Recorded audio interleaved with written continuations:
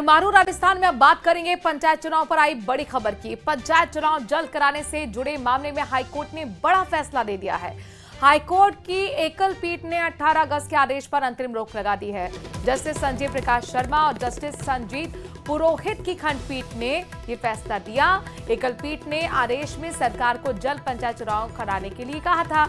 High court एकल पीठ के इस आदेश को राज्य सरकार ने खंडपीठ में चुनौती दी थी। राज्य सरकार द्वारा दायर अपील पर सुनवाई के बाद हाईकोर्ट ने रोक लगा दी है।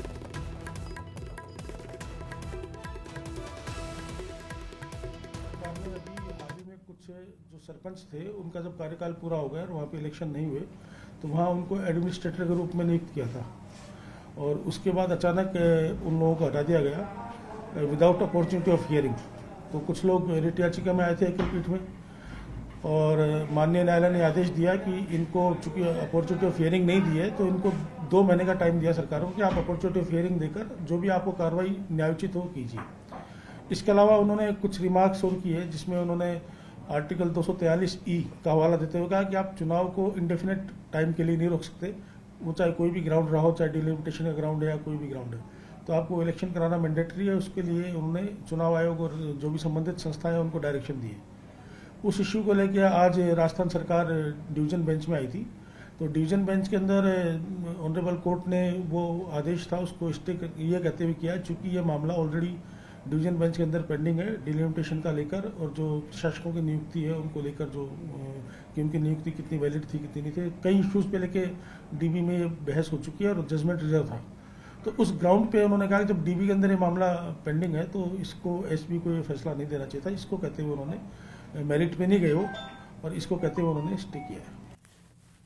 उधर पंचायत और निकाय चुनाव को लेकर बीजेपी के पूर्व प्रदेश अध्यक्ष ने कहा है कि अभी हाल ही में हुए पंचायतों में उपचुनाव में बीजेपी के 85 से 90% कैंडिडेट्स ने जीत हासिल की है, जबकि कांग्रेस को जबरदस्त पछाड़ मिली।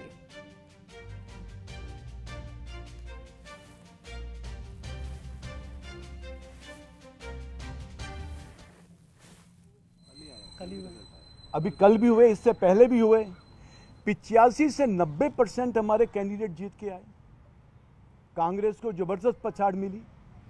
तो निश्चित रूप से आने वाले नगर निकाय चुनाव, नगर पालिका चुनाव, नगर परिषद के चुनाव और पंचायतों के चुनाव में भाजपा का परचम फहरेगा और बहुत अच्छा फहरेगा।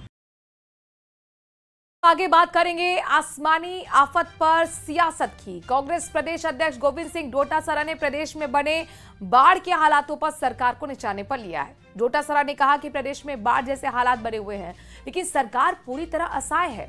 सरकार ने 2 मंत्रियों को दौरे पर भेजा जो दिल्ली जाकर एक दूसरे की शिकायतें करते रहते हैं। हेलीकॉप्टर दौरे के दौरान भी वो एक दूसरे का मुंह ताक रहे थे। उनके इस बयान पर मंत्री जवाहर सिंह बेडर ने जोरदार पलटवार किया है। कहा है कि सरकार बाढ़ के हालातों को लेकर गंभीर है। लोकसभा अध्यक्ष और 2 कैबिनेट मंत्री, स्थानीय विधायक जनता के बीच में है। कांग्रेस का कोई प्रतिनिधि या फिर कांग्रेस के प्रदेश अध्यक्ष गोविंद सिंह डोटासरा क्यों नहीं गए, पहले उसका जवाब दे दें। वृष्टि बाढ़ के हालात हैं पूरे प्रदेश में 10-12 जिलों के अंदर। जाकर के जवाहर मैडम जी की शिकायत करके 2 दिन पहले दिल्ली से आते हैं। उन दोनों को कह तुम दोनों साथ जाओ, और वो दोनों हेलीकॉप्टर में एक दूसरे की आंख में आंख नहीं मिलाते। अब वो संयुक्त रिपोर्ट उस अतिवृष्टि में जो जनहानि, धनहानि जो भी हुई है, पशु हानि हुई है या जो भी हानि हुई है, उसकी रिपोर्ट कैसे देंगे? लोगों की मौत हो गई, कोई पूछने वाला नहीं। स्कूलें बंद पड़ी हैं, विद्यालय बंद पड़े हैं, कोई पूछने वाला नहीं। मुख्यमंत्री जी को बताना चाहिए कि वो अलग से क्या पैकेज लेकर के आए हैं कि 26,000 करोड़ रुपए जो हमारे इन विद्यालयों को सुरक्षित करने के लिए लगाने चाहिए, वो पैसा ये कब तक लगाएंगे? ईश्वर की कृपा है कि बारिश अच्छी हो रही है, पानी की हमको आवश्यकता है और बरसात से जहाँ भी कोई नुकसान हुए हैं उनकी भरपाई करने के लिए नियमों में जो प्रावधान है माननीय मुख्यमंत्री जी ने निर्देश दिए हैं और माननीय मुख्यमंत्री जी सजग रहकर हमेशा ये कोशिश करते हैं कि आमजन के साथ जनप्रतिनिधि मिलकर के समस्याओं का समाधान करें। उसी श्रृंखला में मुझे और माननीय करोड़लाल मीणा जी को जनता के बीच में भेजा। हमने दुख दर्द सुने और उनका उचित समाधान करने का हम काम करेंगे। आपका व्यक्ति क्यों नहीं गया? डोटासरा जी कांग्रेस के व्यक्ति क्यों नहीं पहुंचे धरातल पर? हमारे लोकसभा अध्यक्ष जी बाढ़ में खड़े होकर के जनता की बात सुन रहे हैं, हमारे कैबिनेट मंत्री जनता की बात सुन रहे हैं, जवाहर बेगम जनता की बात सुन रहा है, माननीय मुख्यमंत्री जी पल पल की खबर रख रहे हैं, और आप ऐसी विपत्ति में भी अकेले घर में सो रहे हैं और वहीं से ट्वीट का खेल खेल रहे हैं, बयान जारी करने का काम कर रहे हैं। आपको चिंता करनी चाहिए, सोचना चाहिए। तो ये तो बात रही सियासत की, और अब आपको महत्वपूर्ण जानकारी देते हैं, महत्वपूर्ण खबर देते हैं। दरअसल भजनलाल सरकार ने बड़ा फैसला लेते हुए 2 दिन नॉनवेज की दुकानें बंद रखने का आदेश जारी कर दिया है। 28 अगस्त को पर्युषण पर्व के दौरान पूरे प्रदेश में मीट और मछली दुकानें बंद रहेंगी।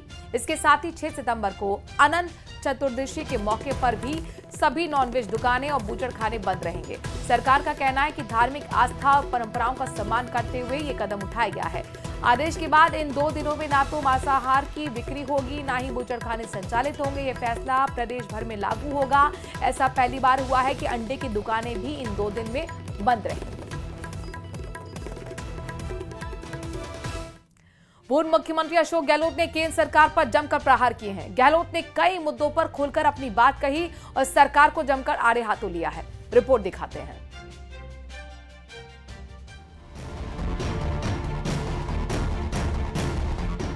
और उपराष्ट्रपति का इस्तीफा हो गया तो कोई स्पष्टीकरण नहीं है।